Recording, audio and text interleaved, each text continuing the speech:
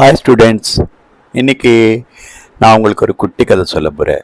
கதை பேர் என்னென்னா செல்ஃபோனில் மூட நம்பிக்கை. இது நான் எழுதின கதை. இது சூர்யா என்ற இதழில் பப்ளிஷ் ஆனது. இப்போ கதைக்கு போலாமா? சேகர் என்ற ஒரு பையன் 9வது வகுப்பு படிக்கிறான். அவனுக்கு சயின்ஸ் சப்ஜெக்ட் பார்த்தாவே பயங்கரமான அலர்ஜி. எப்படியோ கஷ்டப்பட்டு பாஸ் மார்க் தான் வாங்குறான். ஆனால் இந்த வாட்டி நான் சயின்ஸில் ஃபெயில் ஆகிற மாதிரி இருக்கு, அப்பா பார்த்தாருன்னு என்ன அடிப்பாரு அப்படின்னு நினச்சிக்கிட்டே இருந்து அவங்க மாமாவுக்கு ஃபோன் பண்ணி சொல்லுவான்.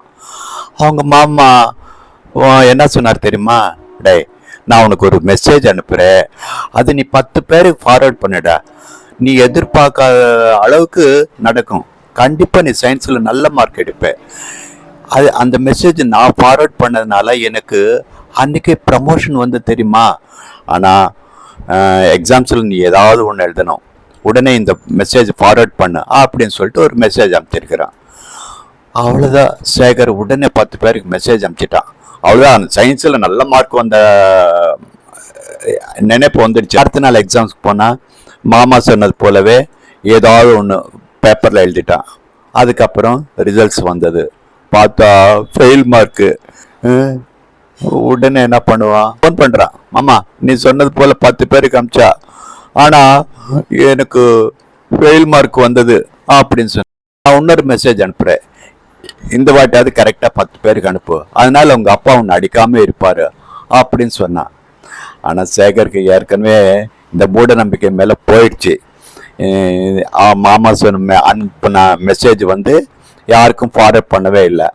அதுக்கப்புறம் அப்பா வந்த பிறகு ப்ரோக்ரஸ் கார்டு காட்டினான். அவர் என்ன சொன்னார்? நீ சயின்ஸில் ரொம்ப பூராக இருக்கிற, உனக்கு நாளையிலேருந்து உனக்கு டியூஷன் வைக்கிறேன்னு சொல்லிட்டாரு.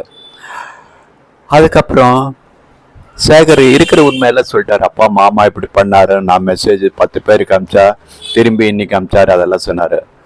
சேகர், இன்னைக்கு நீ அந்த மெசேஜ் 10 பேருக்கு அமிச்சிருந்தா நான் இன்னைக்கு அடிக்கல இல்லையா?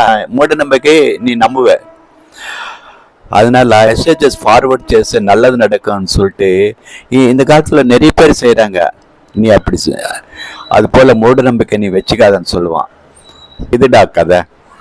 இந்த கதை உங்களுக்கு பிடிச்சதுன்னா நான் உங்களுக்கு தேங்க்ஸ் சொல்கிறேன்.